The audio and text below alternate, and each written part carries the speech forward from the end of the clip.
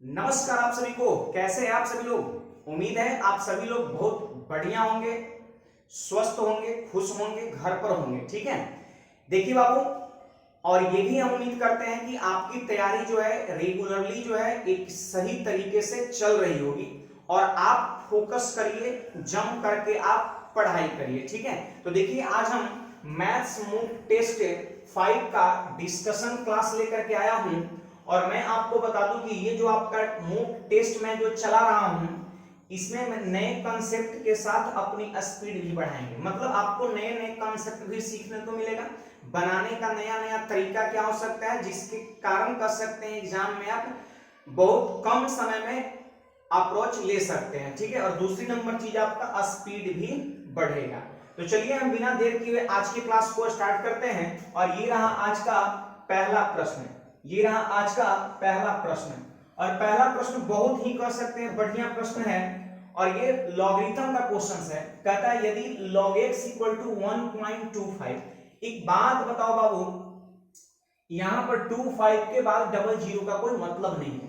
दशमलव के बाद दाहिने साइड से जीरो का कोई मतलब नहीं होता है। जीरो रहेगा उसका मतलब यही होगा, जीरो को हटा दे उसका मतलब भी यही होगा। तो हमसे इसके बाद और बोला कि y इक्वल टू एक्स पे पावर log x हो तो log y किसके बराबर है। log y की वैल्यू कितना होगा आपसे ये पूछ रहा है। एक बात बताओ बाबू, यहाँ पर log x की वैल्यू दे रखा है 1.25। अगर आप मान लेते हो यहां से चलते हो, अगर आप यहां से चलते हो तो बताओ क्या हो जाएगा। तो कहिएगा y इक्वल टू x और log x की वैल्यू 1.25 है तो क्या यहां पर आप सेट कर सकते हैं? जल्दी बोलिए, यहां पर क्या आप सेट कर सकते हैं 1.25? मैंने सेट कर दिया। अब आपसे क्या पूछ रहा है, यहाँ पर log y पूछ रहा है और यहाँ पर y इक्वल टू इतना हमें पता है, log y पूछ रहा है। तो जानते हैं क्या करेंगे, क्या करेंगे जानते हैं? Taking log on both side, taking log on both side. Clear है बात? दोनों साइड क्या करना है, log लेना है। अब आप बताओ कि अगर हम यहाँ पर log ले लेंगे तो कितना हो जाएगा, आप हमको बताओ। तो log y हो जाएगा। और देखिए log का एक यहाँ पर नियम होता है, log का यहाँ पर एक नियम होता है। आप जरा ध्यान दो log का क्या नियम होता है। log का यहाँ पर एक नियम होता है, इसको पहले आप ध्यान दीजिए। जैसे अगर कहीं लिखा हुआ है, 1 मिनट, जैसे कहीं लिखा हुआ है log a पावर x, देखिए यहाँ पर a पावर x का क्या है, log है। तो देखिए अगर कभी ये चीजें पावर में रहता है तो पावर पीछे गुना में आ जाता है, x जो पावर है ना वो पीछे गुना में हो जाएगा और इनटू में आपका हो जाएगा log a हो जाएगा। क्लियर बात? ये log का नियम है कि जब संख्या पावर में हो तो पावर पीछे गुणा में आ जाएगा और इनटू log a हो जाएगा। ये log का नियम है और यही नियम हम यहाँ पर अप्लाई करने वाले हैं। आप जरा यहाँ पर ध्यान दो जरा, यही मेरा क्वेश्चन था, आप देख पा रहे होंगे, यही मेरा क्वेश्चन था, आपको दिख रहा होगा। अब यहाँ पर log y की वैल्यू निकालना है, इसलिए मैंने taking log on both side, दोनों साइड log ले लिया, इधर हो गया log y। अब आप ही बताओ कि जब इधर हम log लेंगे तो पावर पीछे गुना में आएगा, यानी हो जाएगा 1.25 और गुणा आप log लिए हैं तो हो जाएगा log x। क्लियर है? जब यहाँ भी log लिए तो पावर पीछे गुणा में आ गया log x। अब देखिए इसी log y की वैल्यू निकालना है तो यहाँ पर हम लिख सकते हैं 1.25 और इनटू log x, और log x की वैल्यू मैं देख पा रहा हूं कितना दिया क्वेश्चन, तो 1.25। तो फिर से यहां पर हम यहां पर क्या करेंगे, सेट कर देंगे। क्लियर है? अब देखिए 125 गुणा 125 जब आप करोगे तो हो जाएगा 15,625 हो जाएगा और टोटली काउंट करें 1 2 3 4। जब गुणा रहता है ना तो टोटल काउंट करते हैं कितने अंक के पहले डेसिमल है, 1 2 3 4, 4 अंक के पहले डेसिमल है, यहां बैठा देंगे और यही आपके क्वेश्चन का राइट आंसर हो जाएगा। आप यहां पर देख सकते हो 1.5625 ऑप्शन नंबर कौन सा, सी हो जाएगा। तो उम्मीद है आप सबको ये प्रश्न बहुत बेहतरीन ढंग से समझ में आया होगा। आप स्क्रीनशॉट ले लीजिए। वैसे तो मैं ये सजेस्ट करूंगा कि जब भी आप क्लासेज कर रहे हो तो एकदम ऑफलाइन की तरह पेन पेपर के साथ बैठो और सारी चीज को आप नोट भी कर लो। वैसे हम हर दिन रात में, जैसे मान लेते हैं ये सेट में करा रहा हूं तो रात में लगभग 8 से 9 बजे हम इसका कर सकते हैं हैंड रिटन सॉल्यूशन भी टेलीग्राम पर प्रोवाइड करा देते हैं। क्योंकि जैसे ये चीज जैसे कि आपके पास हैंड रिटन रहे तो भी बढ़िया है और चीज को यहाँ पर वीडियो के माध्यम से आपको हम समझा दे रहे हैं। ठीक है, तो चलिए नेक्स्ट क्वेश्चन पे बढ़ते हैं और ये भी बहुत ही कह सकते हैं बढ़िया प्रश्न है।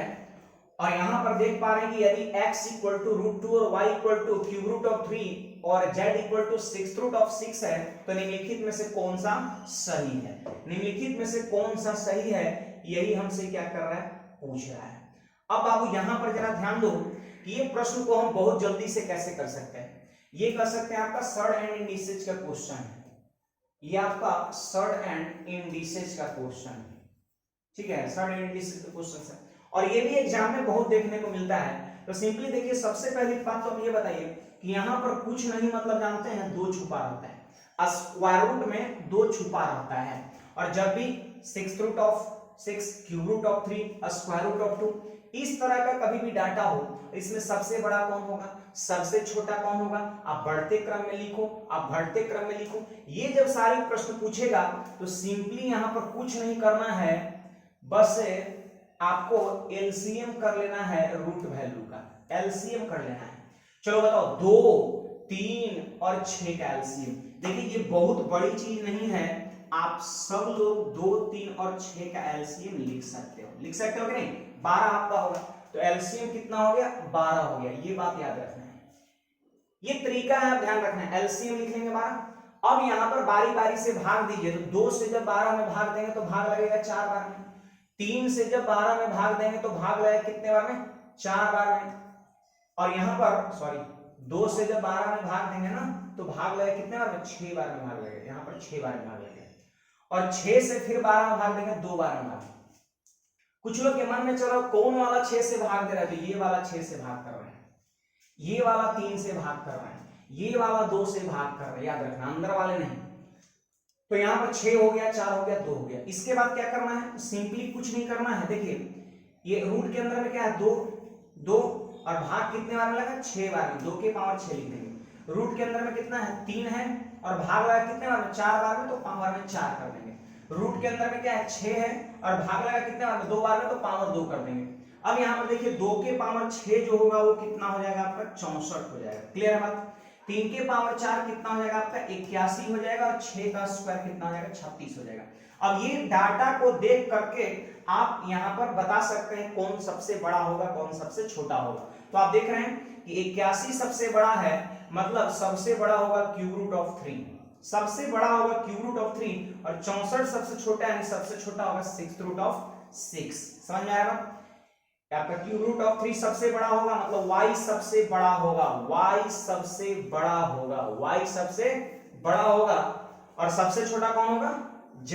तो देखिए z सबसे छोटा, y सबसे बड़ा, और बीच में x हो गया, z से बड़ा x और x से बड़ा y, यानी आंसर कौन सा, b हो जाएगा। तो आपको आज के बाद याद रखना है कि जब भी करनी का प्रश्न हो, बड़ा छोटा असेंडिंग डिसेंडिंग जब भी आपसे पूछेगा, तो सिंपली आप एलसीएम कर लीजिए, मन में भी आप कर सकते हैं, और फिर डिवाइड कर लीजिए, और देखिए जितने बार में भाग लग रहा है ना, उसको हम अंदर वाली संख्या के पावर में लिख देंगे, पावर में लिख देंगे, और वही आपको रिजल्ट बता देगा बड़ा छोटा कौन है। चलिए, उम्मीद है आप सभी को ये चीज भी समझ में आ गई होगी।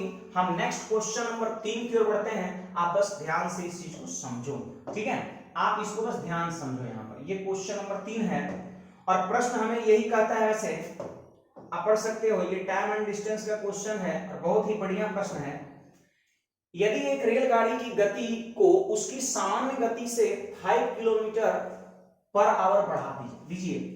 यहां पर हम क्या किए ना कि सामान्य स्पीड को भी मान लिया उसकी जो ओरिजिनल स्पीड था वो भी किलोमीटर पर आवर था, कह 5 किलोमीटर प्रति घंटा बढ़ा दिया जाए, इसका मतलब नई जो स्पीड होगा वो v + 5 हो जाएगा। क्लियर है बात?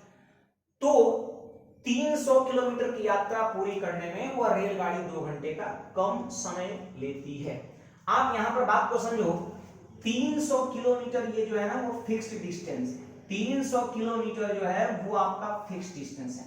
आपको चाल पहले वाला जो है उससे भी 300 चलना था, और अगर आप स्पीड को बढ़ा लिए तो भी 300 चलना है, क्योंकि डिस्टेंस जो है वो नहीं घट बढ़ रहा है। लेकिन हाँ ये जरूरी है कि पहले की स्पीड भी था, अब 5 किलोमीटर प्रति घंटा स्पीड को बढ़ा लिया। आप भी बताओ, जब कोई अपनी स्पीड को बढ़ा लेगा तो कम समय में निश्चित दूरी को तय कर पाएगा। तो क्वेश्चन ये कहता है कि 2 घंटे कम समय लेती है, इसका मतलब यहाँ पर समय कितना लगता है, -2, मतलब जितना भी यहाँ समय लगता है उसके कंपैरिजन में 2 घंटा यहाँ कम समय लगता है। जेन्युइन चीज है कि जब स्पीड बढ़ेगा तो समय कम लगेगा। आप स्पीड से पढ़ेंगे, मेहनत करेंगे तो आपको कम समय में जॉब मिलेगा। ये बात एकदम यूनिवर्सल है। जिस प्रकार मैन इज मॉर्टल, मनुष्य मरणशील है, ये कैसे यूनिवर्सल बातें हैं, उसी तरीके से ये भी आपका यूनिवर्सल है। आप मेहनत करोगे तो सफलता जल्दी मिलेगी। ठीक है, चलिए तो यहां पर हम देखते हैं कि ये तो फिक्स है और ये 2 घंटा कम समय को बता रहा था। एक बात बताओ जरा कि 300 किलोमीटर की दूरी अगर हम वास्तविक चाल से चलेंगे v से तो कितना समय लगेगा, तो दूरी बटा 4। ठीक है, अब फिर वही बात है कि 300 किलोमीटर की दूरी को अगर हम ये बढ़ा हुआ स्पीड से चले, v+5 से चले, v+5 से तो कितना समय लगेगा, तो समय बराबर दूरी बटा 4। और क्वेश्चंस में एकदम क्लियर कर दिया है कि v+5 से चलने पर 2 घंटा कम लगता है। किसके तुलना में, तो v के से चलने के तुलना में। तो देखिए अभी इससे ये समय जो दिख रहा है उससे ये 2 घंटा कम है, तो इसमें से इसको हम घटा देंगे और इज इक्वल टू कितना कर देंगे, 2 कर देंगे। इज इक्वल टू कितना कर देंगे, 2 कर देंगे। इज इक्वल टू यहाँ पर कितना कर देंगे बाबू, 2 कर देंगे। आप समझ पा रहे हो, उम्मीद है आप समझ पा रहे होगे। यहाँ पर इक्वल टू 2 कर दिए। अब यहाँ पर आपके पास 2 रास्ते हैं, या तो आप एलसीएम लेकर के सॉल्व करिए, एलसीएम लेंगे तो क्वाड्रेटिक इक्वेशन बन जाएगा, लेकिन मैं सजेस्ट करूंगा एलसीएम वाला प्रोसेस यहाँ खत्म कर रहा है। जब भी सिंगल वेरिएबल में इक्वेशंस बने और ऑप्शन में कर सकते उस वेरिएबल का मान है, तो सीधे हम यहाँ पर ऑप्शन चेक कर लेंगे। ठीक है, ऑप्शन चेक कर लेंगे और मैं देख पा रहा हूं ऑप्शन जो होगा वो 25 किलोमीटर प्रति घंटा आपका होगा। आपसे नहीं बोल रहा कि सामान्य गति कितना है, मतलब v का मान पूछ रहा है, v की वैल्यू 25 हो जाए। क्यों तो 20 रख के तो आप देख लो, अगर यहाँ पे 20 रखोगे तो 20 से ही कट जाएगा कितना, सॉरी 25 रखोगे तो 25 से कटेगा 12 बार में, और यहाँ 25 + 5 30, 30 से कट जाएगा 10 बार में। आप 12 में से 10 घटा दो, 2 आ रहा है कि नहीं आ रहा है, सेटिस्फाइड कर रहा है कि नहीं कर रहा है, कर रहा है। तो आंसर v इक्वल टू कितना है, 25 किलोमीटर पर आवर। तो उम्मीद है आप सबको ये बातें बहुत आसानी समझ में आया होगा। थोड़ी सी प्रैक्टिस करोगे तो ये चीज डायरेक्ट जल्दी से लिख लेना है कि 300/v और 5 बढ़ा दिया तो 300/v-5, ये 2 घंटा कम है तो इसमें से घटा के बराबर 2 कर दिया और फटाफट ऑप्शन चेक कर लेना।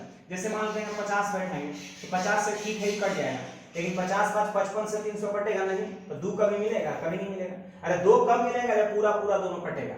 40 से काटिए तो ये पूरा पूरा नहीं कट रहा है, 40 + 45 से ही नहीं कटेगा, 35 से भी नहीं कट रहा है, तो मेरा नजर पड़ा डायरेक्ट डी पर। मैंने देखा 25 से ही कट रहा है और 25 + 5 30 हो जाए तो भी कट रहा है, तो मिलेगा। तो उम्मीद है आप सबको ये क्वेश्चंस भी समझ में आ गया होगा। तो चलिए यहाँ पर हम बढ़ते हैं नेक्स्ट क्वेश्चंस की ओर, और एक बहुत ही कह सकते हैं बेहतरीन क्वेश्चन है 4 नंबर। कहता है यदि 6 पुरुष और 8 महिलाएं एक काम को 10 दिन में पूरा करती हैं। देखिए सबसे पहले बाबू यहाँ पर एक कंसेप्ट मैं बता रहा हूं, उसको जरा ध्यान समझिएगा। एक कंसेप्ट मैं बता रहा हूं, आप ध्यान समझना। यहाँ पर क्या कंसेप्ट है तो आपको ये ध्यान में रखना है, पता होना चाहिए कि कुल काम मतलब total work is equal to, जानते हैं क्या होगा, आदमी की संख्या, आदमी के अंतर्गत सब आ जाएगा, ठीक है, आदमी औरत बच्चा सब, और गुणा में समय। समझ पा रहे बात, इनटू समय। आपको ये चीजें याद रखना है, कुल काम जो होता है वो आदमी की संख्या गुणा समय होता है। मान लेते हैं कि 10 आदमी किसी काम को 5 दिन में खत्म कर देता है, इसका मतलब 50 जो होगा वो टोटल काम हो जाएगा। 10 आदमी किसी काम को 5 दिन में खत्म कर देता है, इसका मतलब जरूर 50 काम रहा होगा। तो ये चीजें आपको याद रखना है, और ठीक यही कंसेप्ट का यूज करके इस क्वेश्चंस को हम धड़ल्ले से कर देंगे। आप बस देखते रहो, ठीक है, आप बस देखते रहो कितनी आसानी से ये क्वेश्चंस को मैं कर पाता हूँ। क्वेश्चन ये कह रहा है कि 6 पुरुष और 8 महिलाएं एक काम को 10 दिन में। देखिए यहाँ पर आप ध्यान दो जरा कि 6 पुरुष और 8 महिलाएं, ये मेन है और यहाँ पर वोमेन आपका हो गया, ठीक है।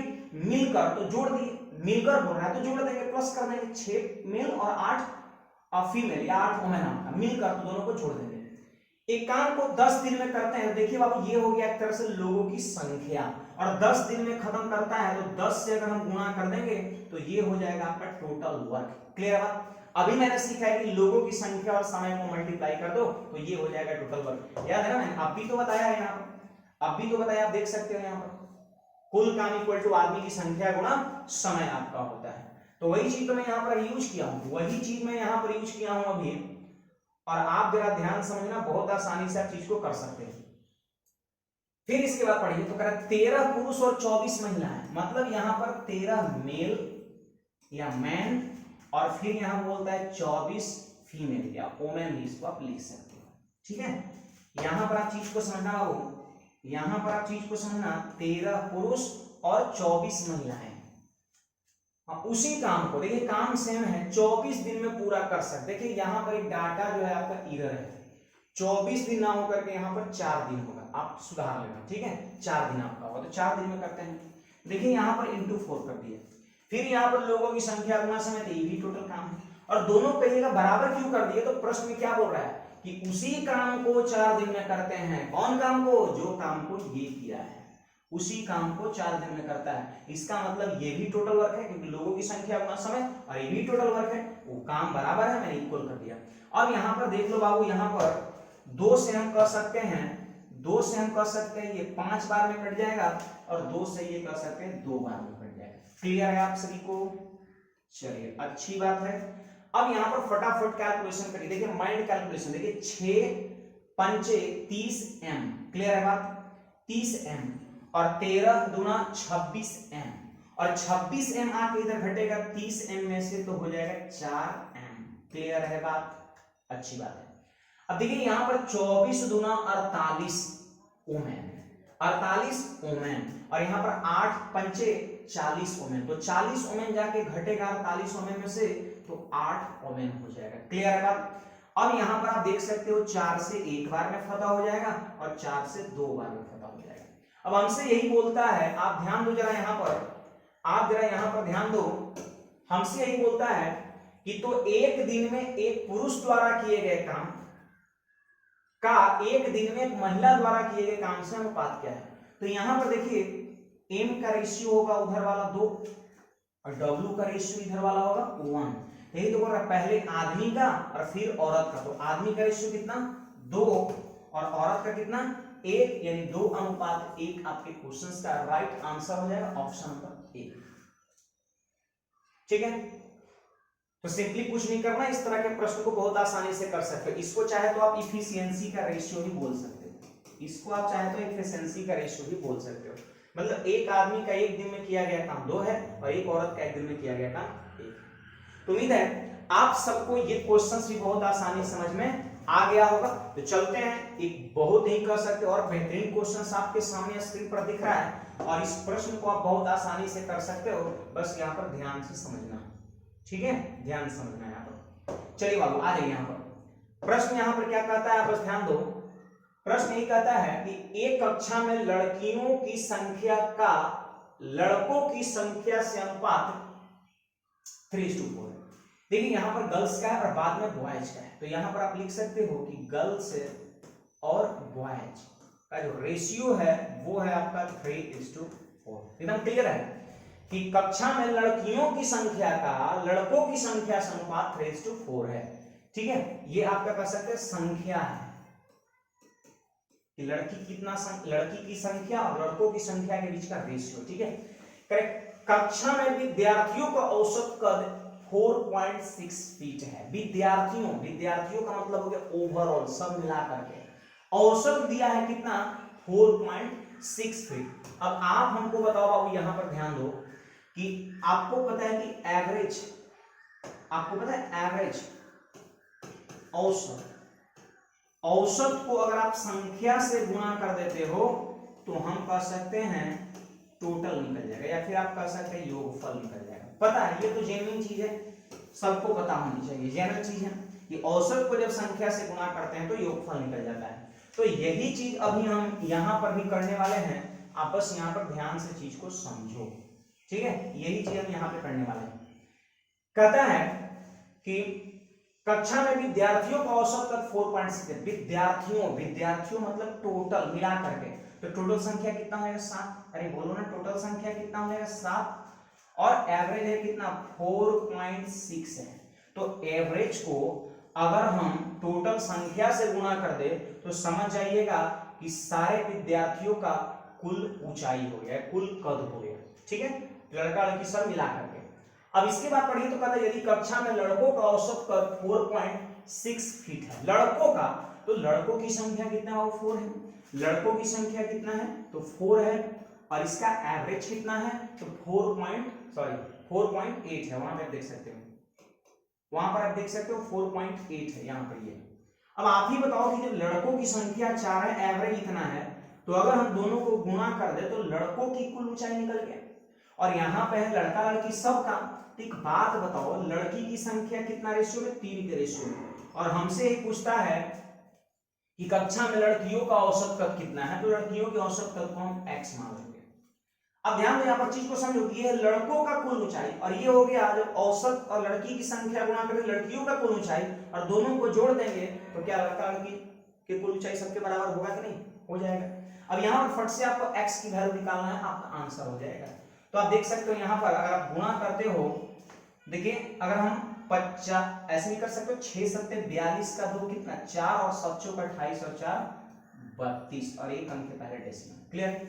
यहाँ पे आप गुणा कर सकते हो 8 चौके 32, 8 चौके 32, 8 चौके 32 का कितना हो गया, 2 हो गया, 3 और 4 चौके 16 और 3 कितना हो गया, 16 और 3 कितना हो गया, जल्दी बोलो ना, 19। ये चीज आपका हो गया, और प्लस में कितना हो गया, 3x हो गया। क्लियर है, प्लस में कितना हो गया आपका, 3x हो गया। अब यहाँ पर फट से इसको देख लो कि क्या होनी चाहिए, फटाफट देखिए, यहाँ पर तुम लिख दिए 3x, और ये जाकर के उधर माइनस होगा, तो बोलो 2 में से 2 घटेगा तो कितना आ जाएगा, 0, दशमलव हो गया। फिर 2 में से तो 9 घटेगा नहीं, तो 12, 12 में से 9 घट जाएगा 3, और 2 में से 1 घट जाएगा 1। बात को समझना है यहाँ पर। तो हम ये कह सकते हैं 3x इक्वल टू 13 हो गया, 13, 13, आप चाहे तो इसको आप इग्नोर भी कर सकते हो, 3x इक्वल टू 13 हो गया। अब यहाँ से x की वैल्यू निकालना है, तो 3 से इसमें भाग दो, 3 चौके 12, ठीक है, और 1 पर 0 10, तो 3 3 9, ठीक है, फिर 1 पर 0 10, तो फिर 3 3 9, यानी लगभग 3.33 इस तरीके से आ रहा है। अब आपको आंसर पकड़ना है, तो कहिएगा आंसर कैसे पकड़ेंगे, तो आपको याद है कि 3.33 है, 3.33 आया है, 3.33 आया है। अब यहाँ पे देखो 4.2 फीट से कम बिल्कुल है नहीं, 4.2, और यहाँ पे क्या 4.33 है, 4.2 को आप चाहे तो 20 भी बोल सकते हैं, 4.20, इससे कम है नहीं है, कि नहीं होगा। फिर इसके बाद देख सकते हो 4.2 फीट से अधिक लेकिन 4.3 फीट से कम। देखिए दशमलव के बाद 2 डिजिट है, तो यहाँ पर ऐसे 0 बैठा के और यहाँ पर 0 बैठा के बहुत आसानी से देख सकते हो। तो क्या 4.20 और 4.30 के बीच में है, ये तो 33 ना है, ये भी नहीं होगा, अरे होगा नहीं ना। अब देखिए 4.3 मतलब 30 हो गया, और यहाँ पर 4.40 मतलब 40, तो 4.30 से ज्यादा और 4.40 से कम, तो यही तो आपका उत्तर हो जाएगा, यही तो आपका उत्तर हो जाएगा। अरे 30 और 40 के बीच में है कि नहीं, 33 है ना जी। अब यहाँ पर देखिए तो कभी होगा नहीं, क्योंकि 40 है और यहाँ पे क्या 50 है, उसके बीच में थोड़ी नहीं, तो आंसर कौन सा हो जाएगा, सी हो जाएगा। उम्मीद है आप सभी लोग बहुत आसानी से इसको भी समझ पाए होंगे। चलिए यहाँ पर हम कर सकते हैं ट्रिगोनोमेट्री का एक बहुत ही बढ़िया सवाल है, और बोल रहा है इसकी वैल्यू कितना होगा। तो ये चीज जानने के लिए पहले हम क्या करेंगे, आप पहले ध्यान से जरा सुनो, इसको गायब कर देना। अब देखो यहाँ पर आप ध्यान समझिएगा कि a plus B equal to 90 degree, जब a प्लस बी 90 डिग्री हो, तो ऐसी स्थिति में आप याद रखना sine square a plus sine square b equal to 1 होता है। ये चीज आप याद रखना। वैसे मैं आपको दिखा भी दे रहा हूं, वैसे मैं आपको चेक करके दिखा भी दे रहा हूं। जैसे आप हमको बताओ, यहां से अगर मैं जैसे देखो यहाँ पर साइन स्क्वायर, अब देखिए यहाँ पर a है, अगर आपसे मैं पूछ दूं कि a का वैल्यू बताओ, तो आप कहिएगा सर 90 माइनस बी, तो मैं बैठा दिया 90 माइनस बी, अरे बी को जब देंगे का मान 90 माइनस बी बैठा दिया, और प्लस इसको ज्यों का त्यों, मतलब चेंज सिर्फ एक को करना है, चेंज सिर्फ एक को करना है, सिर्फ इसको चेंज कर दिया। अब बताओ sine 90 minus theta equal to cos theta होता है, मतलब कॉस स्क्वायर बी हो जाएगा। अरे क्या होगा जल्दी बोलो ना, कॉस स्क्वायर बी हो जाएगा, और प्लस में क्या हो जाएगा यहाँ पर साइन स्क्वायर बी हो जाएगा। ठीक है, अब आप ही बोल सकते हो कि cos square theta plus sine square theta 1 होता है नहीं। मतलब यहाँ पर ये चीज प्रूफ हो गया कि a प्लस बी अगर कभी 90 डिग्री हो जाए दोनों कोण को जोड़ने पर अगर 90 डिग्री आ जाए तो वैसी स्थिति में साइन स्क्वायर ए प्लस साइन स्क्वायर बी, ये भी साइन ये भी साइन है, क्या मान होगा 1 आपका होगा। तो ये चीज को आप सभी लोग समझ गए, बहुत आसानी से आप चीज को कर भी सकते हो, बहुत आसानी से कर सकते हो। और जिसको क्वेश्चंस अभी तक नहीं प्राप्त हुआ है वो आप हमारे टेलीग्राम चैनल पर जाकर के आप क्वेश्चंस को बहुत आसानी से प्राप्त कर सकते हो, क्योंकि क्वेश्चंस मैं जो हूं ना वो टेलीग्राम पर अपलोड कर देता हूं 3 बजे से लगभग 10-15 मिनट पहले, मतलब लगभग आप 2:30 से पौने 3 बजे तक आप टेलीग्राम पर देखिएगा, क्वेश्चंस का पीडीएफ आपको मिल जाएगा। फिर 10 से 15 मिनट 20 मिनट आप बनाइए और उसके बाद 3 बजे से कर सकते हैं लाइव आकर के आप डिस्कशन करिए, ठीक है। और ज्यादा से ज्यादा लोगों के बीच जो है इस बात को फैलाइए ताकि अधिक से अधिक लोगों को फायदा मिल सके, ठीक है। चलिए यहां पर आप आ जाइए सब लोग, यही क्वेश्चंस है। और अभी जो मैंने कंसेप्ट बताया है कि ए और बी अगर जोड़ने पर 90 हो जाए तो साइन स्क्वायर ए प्लस साइन स्क्वायर बी 1 होता है, ठीक वही कंसेप्ट यहां पर हम लगाने वाले हैं। और आप यहां पर देख सकते हो सिर्फ ये कंसेप्ट हम इतना में लगाएंगे, सिर्फ इतना में लगाएंगे। यहां पर इसको अलग कर दिए, साइन स्क्वायर 90 का मान कितना होता है 1 होता है, साइन 90 की वैल्यू 1 का स्क्वायर करेंगे 1, इतने पर हम काम करेंगे। अब यहां पर कहिएगा कि साइन स्क्वायर 6 फिर साइन स्क्वायर 12 है, फिर साइन स्क्वायर 18 और ये गया 84 तक। तो आखिर जैसे 1 टर्म 2 टर्म 3 टर्म 4 टर्म, तो 84 तक कितने टर्म होंगे, 84 तक कितने टर्म होंगे। तो उसको निकालने के लिए हम एक कंसेप्ट लगाएंगे, ध्यान रखना है बाबू, number of term. Number of term जानते हो क्या होता है, last minus first by difference और प्लस 1, ये याद रखना है आपको, ये आपको याद रखना है। क्या याद रखना है कि last minus first by difference plus 1। कब नंबर ऑफ टर्म निकालना हो तब। जैसे देखिए, और ये तभी लगेंगे जब अंतराल समान है, जैसे कि 6 6 12 6 18 6 24, मतलब 6 के अंतराल से बढ़ रहा है। तो 6 से लेकर के 84 तक कितने टर्म होंगे वो पता करने के लिए इसका हम यूज करेंगे। जल्दी से बाबू चलो यूज कर रहे हैं यहाँ पर लास्ट, तो लास्ट कितना है 84। देखिए इसको मैंने यहाँ पर छाट लिया, साइन 90 की वैल्यू को पता है, और माइनस फर्स्ट कितना है 6, देखिए ये लास्ट है 84 और फर्स्ट 6 है, और डिफरेंस कितने का है तो 6 का है, और प्लस में 1 कर देंगे। चलो यहाँ पर देखो 84 में से 6 घटे कितना 78, और 6 से कट जाए कितना 13 बार में, 13 बार में जुटेगा तो कितना हो गया 14 हो गया। यानी हम यहाँ पर ये कह सकते हैं कि नंबर ऑफ टर्म कितना हो गया 14 हो गया, 14 हो गया। अब यहाँ पर थोड़ा सा माथा लगा लेना है, अब यहाँ पर थोड़ा सा माथा लगा लेना है। देखिए यहाँ पर 6 डिग्री, जैसे ये वाला टर्म, ये वाला पोर्शन और ये वाला पोर्शन, ध्यान दो जरा यहाँ पर, ये वाला पोर्शन और ये वाला पोर्शन, साइन स्क्वायर 6 और साइन स्क्वायर 84।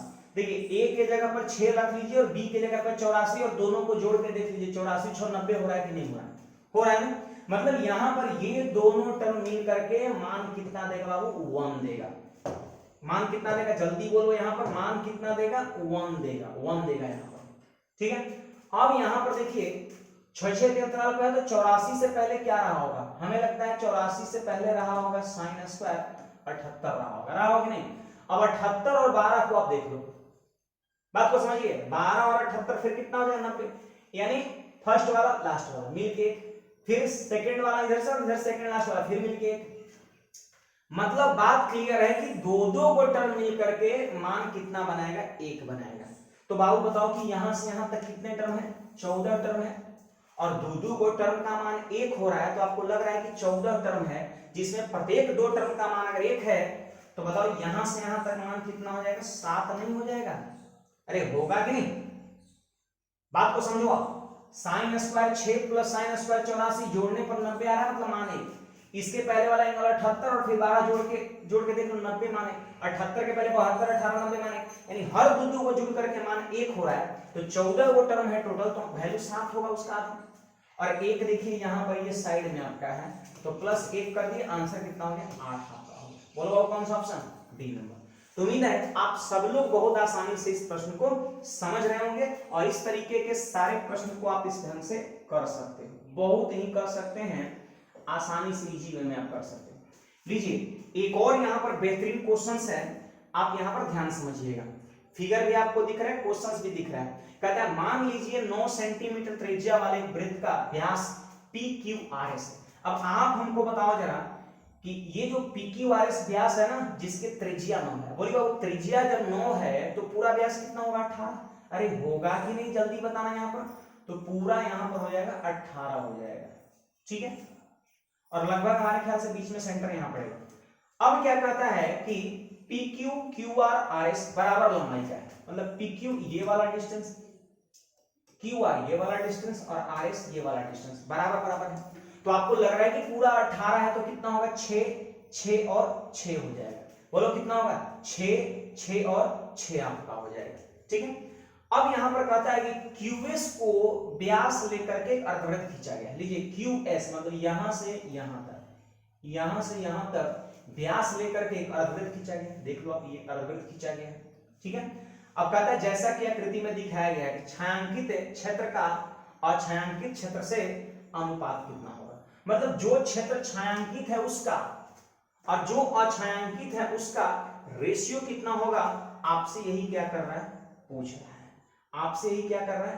पूछ रहा है। आपसे यही पूछ रहा है बाबू, ध्यान दो यहां पर। आपसे यही पूछ रहा है कि छायांकित, आपसे यहां पर यही पूछ रहा है कि छायांकित यही आपसे पूछ रहा है। ध्यान दो यहां पर, छायांकित क्षेत्र साइडेड पोर्शन भी आप बोल सकते हो, और फिर इसके बाद अछायांकित, छायांकित और अछायांकित भाग के क्षेत्रफल का रेशियो आपसे क्या कर रहा है? पूछ रहा है। अब यहां पर आप जरा ध्यान दो कैसे निकलेगा। तो पहले तो छायांकित निकालना है, तो आपको क्या लग रहा है? आपको क्या लग रहा है कि अगर आप, ध्यान समझना बाबू, कि अगर आप ये अर्धवृत्त के क्षेत्रफल में से, ध्यान देना यहां पर, ये अर्धवृत्त के क्षेत्रफल में से अगर इस वाले का क्षेत्रफल घटा देते हैं, इस वाले का क्षेत्रफल अगर घटा देते हैं तो ये निकलेगा कि नहीं? जल्दी बता। अब कहिएगा कि ये जो पूरा अर्धवृत्त है उसकी त्रिज्या कितना होगा? तो 18 का हाफ जो है 9 हो जाएगा। जैसे अगर आप यहां से, सॉरी, अगर आप यहां से यहां तक लेते हो तो कितना हो जाएगा? त्रिज्या 9 हो जाएगा। तो चलिए यहां पर हम क्या करते हैं? अर्धवृत्त के क्षेत्रफल में से इस वाले को घटाते हैं, ठीक है। चलिए आ जाइए आप, यहां पे आ जाइए आप, है ना। अर्धवृत्त का क्षेत्रफल में से हम उस वाले को घटाते हैं, और याद रखना अर्धवृत्त की त्रिज्या 9 है। तो यहां पे हम लिखेंगे, यहां पे लिखेंगे पाई 9 का स्क्वायर और माइनस हो जाएगा पाई 6 का स्क्वायर। अब बात को समझना जाए, देखिए मैं यहां पर दिखा दे रहा हूं। ये अर्धवृत्त का क्षेत्रफल है, त्रिज्या 9 है तो पाई 9 का स्क्वायर, और उसमें से इसको घटाना है तो देखिए 6 है त्रिज्या, 6 तो इसका क्षेत्रफल कितना होगा? पाई 6 का स्क्वायर। लेकिन ये जैसे जो आप लिख रहे हो ना, ये जैसे जो आप लिख रहे हो, ये आपका होगा वृत्त का। अर्धवृत्त का लिखना है तो बट्टा में क्या होगा? 2 होगा। अरे इसका ही बट्टा में 2, इसका ही बट्टा में 2 हो जाएगा। अब हमको अछायांकित का लिखना है, अछायांकित का लिखना है, तब हम कैसे लिखेंगे? आप जरा ध्यान से समझना। अछायांकित का लिखना है तो कैसे लिखेंगे? तो यहां पर आप देख सकते हो कि ये अर्धवृत्त, ये वाला अर्धवृत्त, ये वाला अर्धवृत्त में अगर ये वाले अर्धवृत्त को हम जोड़ देंगे ये वाले को, तो क्या नहीं निकल जाएगा? मतलब पिछले में क्या करना है कि ये वाले अर्धवृत्त से घटा देंगे तो छायांकित निकल जाएगा, इस वाले अर्धवृत्त में इसको जोड़ देंगे तो अछायांकित। अब देखिए इसकी त्रिज्या कितना? 9 है, इसकी त्रिज्या 6 आपका है। तो यहां पर आप जोड़ना है ना, यहां पर आपको जोड़ना है तो आप लिख सकते हो पाई 9 स्क्वायर और प्लस पाई 6 स्क्वायर और अपॉन में कितना आएगा? 2। अर्धवृत्त है 2 से भाग करेंगे, अरे पाई आर स्क्वायर वृत्त का होता है, 2 से भाग करेंगे तब अर्धवृत्त। अब रेशियो बनाना है तो यहाँ 2 से 2 क्या हो गया? खत्म आपका हो गया, ठीक है। और आप खत्म कर सकते, देखिए पाई पाई पाई पाई, अरे पाई को कॉमन करेंगे कट जाएगा ना। अब 9 का स्क्वायर 81 में से 36 घट जाएगा, 81 में से 36 घट जाएगा तो कितना है? 11 में से 6 घट गया 5 और 7 में से 3 घट जाएगा 4, यानी 45 हो जाएगा, 45 हो जाएगा। फिर 9 का स्क्वायर 81 में 36 हम जोड़ देंगे तो 6 प्लस 1 कितना? 7 और 3 और 8 कितना? 8 से 11। सही है बात। आप देख सकते हो 9 से कट जाएगा 5 बार में और 9 से कट जाएगा यहाँ पर 13 बार में, यानी 5:13 जो है आपके क्वेश्चंस का राइट आंसर हो जाएगा। और आप यहाँ पर देख सकते हो 5:13 कहीं पर है, बिल्कुल है, ऑप्शन नंबर बी।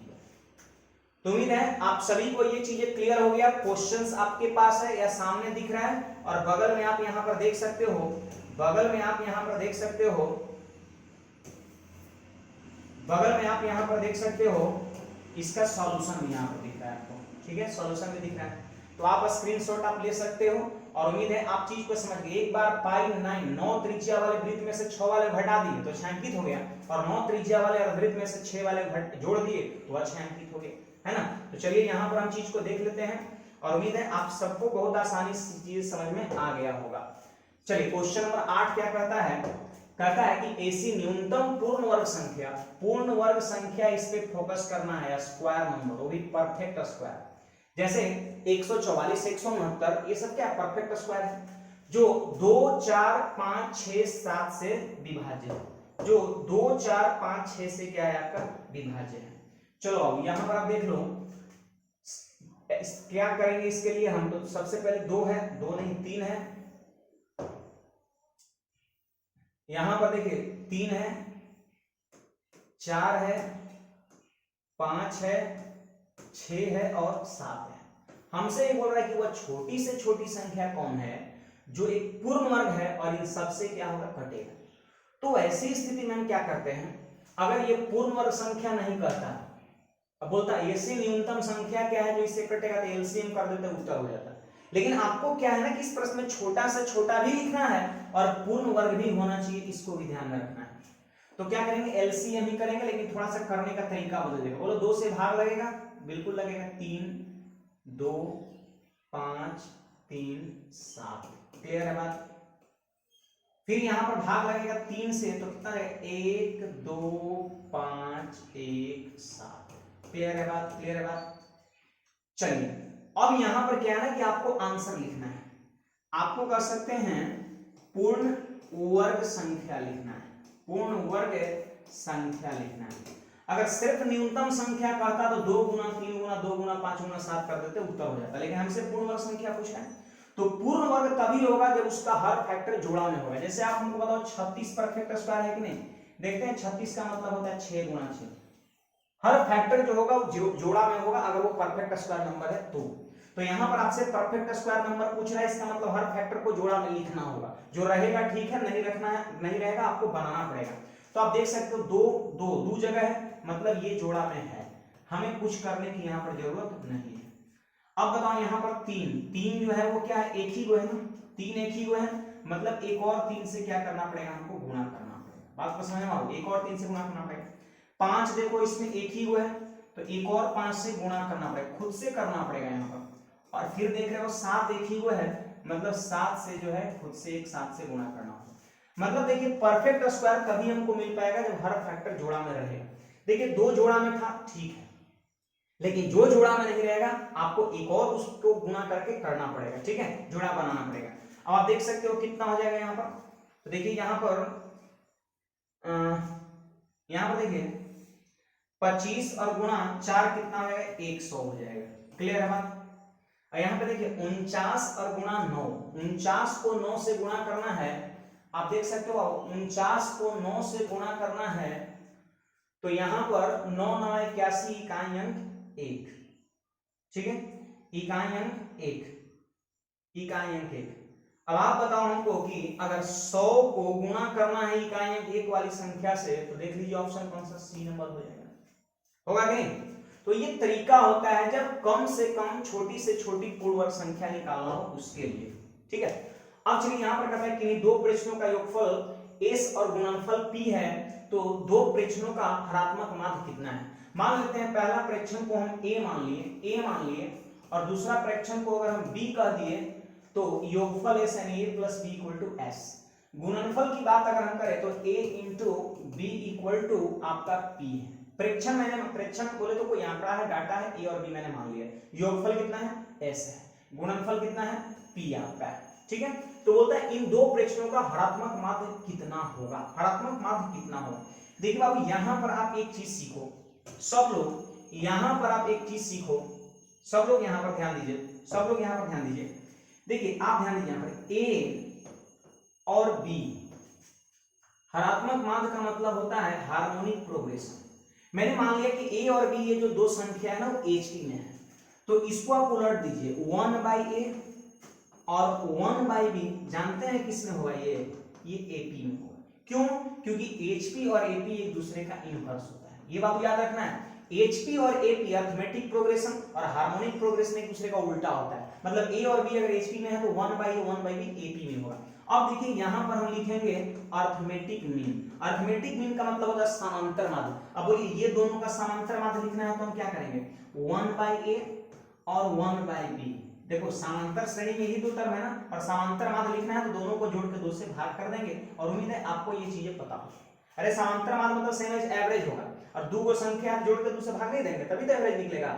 चलिए इसको सॉल्व करिए, तो एलसीएम कितना हो गया, ऊपर में ए बी हो गया, अरे हुआ कि नहीं। अब ए चल जाएगा ऊपर और बी चल जाएगा, यानी ऊपर में हो जाएगा ए प्लस बी, और नीचे वाला 2 है यहाँ गुणा हो जाएगा। तो आप देख सकते हो यहाँ पर कि 1/a और 1/b एपी में है, तो इसका समांतर माध्य कितना हो गया। लेकिन वही अगर आपसे हम पूछ दे कि आप हमको समांतर माध्य नहीं बताओ, हार्मोनिक मीन बताओ, हरात्मक माध्य जो क्वेश्चंस में है, तो हमको पता है ना कि अरिथमेटिक प्रोग्रेशन का हार्मोनिक प्रोग्रेशन उल्टा होता है, अरिथमेटिक मीन का हार्मोनिक मीन उल्टा होता है। तो इसी को हम उलट देते हैं, तो 2ab कहां चल जाएगा बाबू, ऊपर, और a प्लस b कहां चल जाएगा, नीचे, और यही क्या हो गया, हार्मोनिक मीन हो गया। तो देखिए मैंने इसको डिस्क्राइब करके मैंने बता दिया कि कहां से ये फॉर्मूला आता है। अब आप याद कर लेना है, आपको क्या याद कर लेना कि a और b अगर hp में है तो ऐसी स्थिति में harmonic mean 2ab/a plus b होता है। इसको चाहे तो आप ये भी बोल सकते हैं 2 गुना प्रेक्षणों का गुणनफल और बटा में क्या होता है, योगफल होता है। और अगर ये चीजें आपको पता है, पता तो है ही, क्वेश्चंस में गुणनफल दिया है, योगफल दिया है, तो गुणनफल को बैठा देंगे योगफल ऊपर और योगफल को बैठा देंगे नीचे, और यही आपके प्रश्न का उत्तर हो जाएगा। चलिए इसको सब लोग जल्दी से नोट कर लेना, ठीक है, या स्क्रीनशॉट ले लेना। अब यहां पर हम आते हैं, आप जरा सीखिए, हमसे ये बोल रहा है कि हरात्मक माध्य बताओ। हरात्मक माध्य का मतलब वही हो गया आपका HM हो गया, हार्मोनिक मीन। और मैंने अभी सीखा है कि A और B अगर दो फ्रैक्शन है तो हार्मोनिक मीन क्या होता है, 2AB, मतलब AB गुणनफल हो गया और बाई में A प्लस B। क्लियर है बात, 2AB/A प्लस B। तो AB का मान कितना दिया है, गुणनफल P दिया है, तो ऊपर में हो जाएगा 2P, और A प्लस B योगफल कितना दिया है S, और तो नीचे में हो जाएगा S, और यही आपके प्रश्न का राइट आंसर है, 2P/S, 2P/S, 2P/S, और आंसर मैं देख रहा हूं C नंबर हो जाएगा। तो उम्मीद है आप सभी को ये चीजें भी समझ में आ रहा होगा, बहुत मजा आ रहा होगा आप सभी को, क्योंकि हर चीजें आपको क्लियर है। यही खासियत है, आप यहां पर ज्वाइन रहोगे, आप बस कंटिन्यू रहो, आपको हम बहुत कुछ सिखा करके भेजेंगे, ठीक है, बहुत कुछ सिखाएंगे, और आपकी रिजल्ट भी पक्का होगी, बस ईमानदारी से आप करते रहो, है ना, ठीक है। इसको जैसे बाद में भी आप प्रैक्टिस करना, ये कोई जरूरी नहीं कि अभी आप देख लिए बस क्लियर हो गया। जैसे संडे को मौका मिले तो इसको क्या करना है, जितने मैंने सेट कराया हूं वो सारी चीज को क्या करना है, रिवाइज कर लेना है, ताकि इसमें और आपका निखार आ सके, ठीक है। चलिए यहाँ पर क्वेश्चन नंबर 10 है, और आप यहाँ समझ सकते हो प्रश्न क्या कहता है। कहता हो कि एक सर्वे में 30% लोगों के पास सेलुलर टेलीफोन है। देखिए यहाँ पर मैंने फोटो बना दिया, ये जो फोटो मैंने बना दिया ये टेलीफोन का बना दिया, और टेलीफोन रखने वाले कितने परसेंट लोग हैं, 30% लोग हैं। क्लियर है। फिर कहता है 75% लोगों के पास पर्सनल कंप्यूटर पाया गया। आप देख सकते हो बाबू यहाँ पर ये आपका हो गया कंप्यूटर हो गया, और कंप्यूटर रखने वाले कितने लोग हैं, तो 75% लोग। क्लियर है बात। ये जो क्षेत्र आपको दिख रहा है ना बीच में, वो आपका क्षेत्र टेलीफोन और कंप्यूटर दोनों के लिए है, ठीक है। करीब 25% लोगों के पास टेलीफोन और कंप्यूटर दोनों है, तो 25% कहां लिखना होगा बाबू, कहां लिखना होगा, जल्दी बोलो, 25% कहां लिखना होगा, बीच में, क्योंकि 25% ऐसा बंदा है जिसके पास टेलीफोन भी और कंप्यूटर भी है। कर रहे हैं तो लोगों का वह प्रतिशत आपको बताना है जिसके पास टेलीफोन या पर्सनल कंप्यूटर या दोनों है। देखिए तो यहां पर हम सिंपली क्या करेंगे, 30 में से 25 घटा देंगे तो कितना बचेगा, यहाँ 5%। फिर इसके बाद आप देख सकते हो 75% में से 25% घटा देंगे तो कितना, 50%।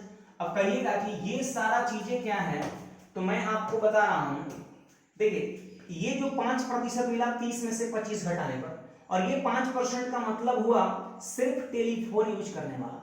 ये 75 में से 25 घटाए तो 50% ऐसा बंदा है जो केवल कंप्यूटर यूज करता है। देखिए ये है केवल कंप्यूटर और ये है केवल टेलीफोन, और ये जो 25 दिख रहा है ना दोनों, यही तो हमसे पूछ रहा है कि वह प्रतिशत जिसके पास टेलीफोन या कंप्यूटर या दोनों है। तो बोलिए टेलीफोन वाला कितना 5, कंप्यूटर वाला कितना 50, दोनों वाला कितना 25। तो बोल रहे टोटल परसेंटेज बताओ, तो सबको क्या करेंगे जोड़ देंगे, और 50 और 25 75 और 5 80, और 80% आपके क्वेश्चंस का आंसर हो जाएगा। यानी 80% ऐसा बंदा है जिसमें 80% में क्या क्या है, तो केवल टेलीफोन वाला, केवल कंप्यूटर वाला और दोनों वाला। अगर आपसे आंसर यही हो जाएगा 80%। अगर मान लेते हैं ये आपसे पूछता, सपोज अगर मान लेते हैं ये पूछता कि वैसा कितने हैं जिसके पास कुछ नहीं है, अगर आपसे बोलता कि वैसा कितने लोग हैं जिसके पास कुछ नहीं है, तो फिर वैसी स्थिति में हम क्या करते हैं, तो 100% टोटल लोग होते हैं, ये तो सबको पता है। इसमें से 80% बंदा है जिसके पास कुछ न कुछ है, तो कुछ नहीं है वैसे कितने होंगे, तो 100 में से हम 80 घटा देंगे, 20% आपका आंसर हो जाता है। कब, जब बोलता है कि कुछ नहीं रखने वाले कितने लोग हैं तब। तो देखिए बाबू, उम्मीद है आप सभी को ये सारी बातें बहुत बढ़िया समझ में आ गया होगा, और पूरा क्वेश्चन जितने भी मैंने इस टेस्ट में कराया है वो सारी चीजें पर आपको बेहतर पकड़ भी हो गया होगा। तो आज हम इतना ही रखेंगे, और फिर से बोल दे रहा हूं कि क्वेश्चंस का पीडीएफ जो है आप हमारे टेलीग्राम चैनल से प्राप्त कर सकते हो। टेलीग्राम पर आप जरूर जुड़ो, मैं बार बार बोल रहा हूं। वहां पर आपको मैथ्स में मान लेते हैं किसी प्रश्न में डाउट हो जाता है, तो आप उस डाउट को उस चैनल पर टेलीग्राम पर आप क्लियर कर सकते हो। ठीक है, ग्रुप है वहां पर, बहुत सारे विद्यार्थी आपस में डिस्कशन करते रहते हैं। एक और फायदा क्या है कि हर दिन सुबह में 8 बजे हम टेलीग्राम क्यूज चलाते हैं, टेलीग्राम पर क्यूज चलाते हैं मैथमेटिक्स का, और उसमें क्या होता है ना कि 4 ऑप्शन रहता है और मैं उसमें सही आंसर डाला हुआ रहता हूं। ठीक है, उसमें आपको पोल करना होता है कि आप जब बनाए तो आपका आंसर क्या आया। ठीक है, अगर मान लेते हैं गलत भी आप टिक करते हो तो वहां पर शो कर देता है कि नहीं आपने गलत टिक किया है, आंसर रियल में ये है आपका। तो ये हर दिन सुबह में 8 बजे होता है टेलीग्राम पर मैथ्स का क्यूज, और बाकी पीडीएफ आप टेलीग्राम से प्राप्त कर सकते हो। तो ठीक है, जाते जाते आप पूरे ग्रुप में आप फैला करके जाइएगा, शेयर करके जाइएगा, और आज के लिए इतना ही। मिलते हैं कुछ नए कर सकते हैं कंसेप्ट के साथ अगले क्लास में। धन्यवाद।